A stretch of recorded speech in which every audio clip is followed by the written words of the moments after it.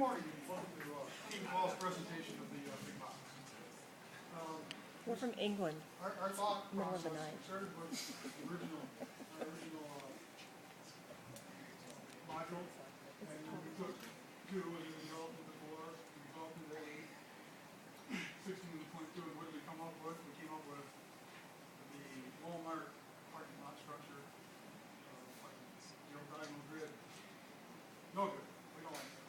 We don't like it. And then we decided to decide let's look into what's important about the landscape. And landscapes aren't tables. They undulate. They have planes like invert. And our big boxes, we explore places where we could planes of the floor plane and the roof plane can also tilt as much as 5 degrees and not have it still seem flat. In a big rock structure, if you go that far, you can actually get very, very, very different elevations from front to back of the box. So with that, we decided we can also take and the spline, the 2 boxes, we created another space between there that we can use either as a slope to gauge the box on a different level from one side to the other, or it can also be used as a gallery spot. It can be used for a number of different applications.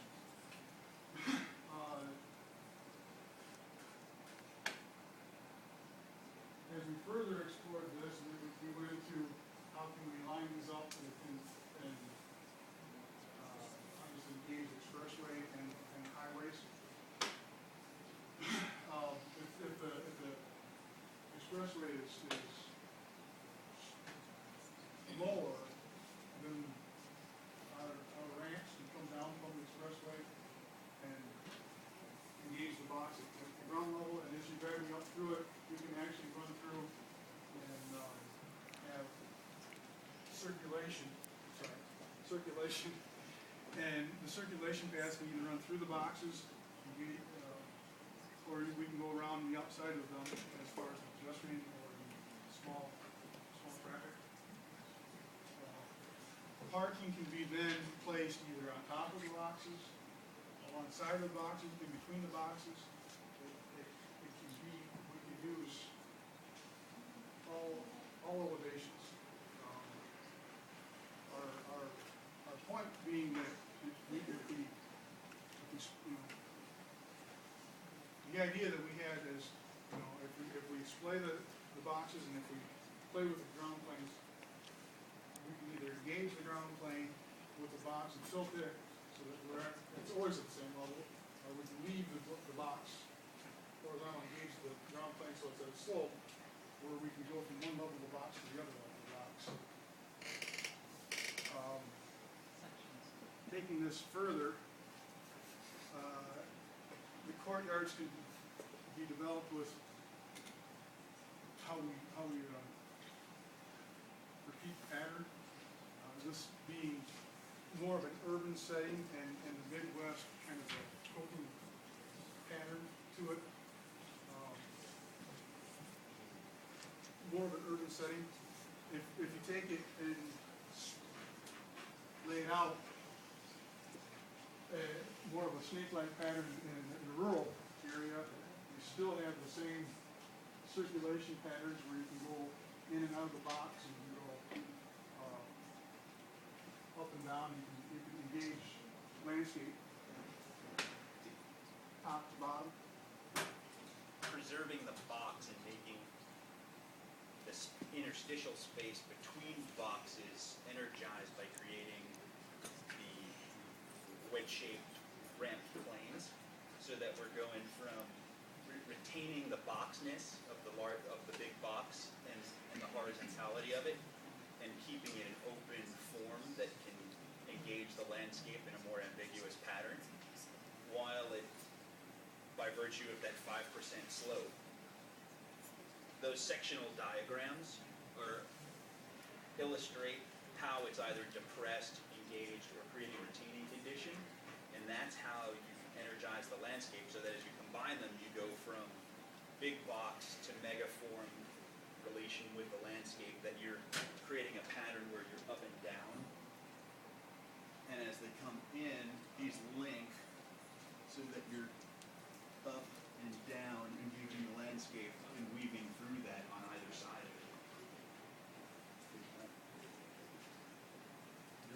So when the slab goes up, you can slope the transportation and things underneath it? Yes. I mean, what are the potentials of when, like, and really I'm looking at this sheet. You'd have this condition. How does that then create sort of a threaded mosaic through the shifting of the ramps and how then circulation and transportation engages it? These were honoring the cluster forms and looking at patterns. It really doesn't work in that scheme specifically until you get to that iteration, and then it's mirrored on the other side on that drawing to enter. So that there's each of those sectional relationships has a different relationship to the box and to the ground plane. So that sometimes the ground plane, sort of that megaform issue of making ground, where the rotated piece, either the angled wedge is parallel, is at zero slope, or the entire thing is sloped here, and those things splay and split. I think we also looked at inflecting the whole landscape so that the big boxes really just fit into this inflected landscape, so that then you start having wedges where the road actually comes up to the back of the big box. So this is ground level here, but on the other side you could get in. And I think that's one option. The other option is to keep the ground flat. And we have lots of different things we can do within this format. But you can actually have these slope up so that what is a room here actually becomes part of the flat landscape, and then you can go around the back and you can have the surface spaces around the back, and that's a whole grade lower. You still have this condition as well, occasionally, or you just sketch that in the prototype images? That condition, well, yes, what happens is this, as this splays, that piece sits over the top in certain cases, so that's that piece. Right.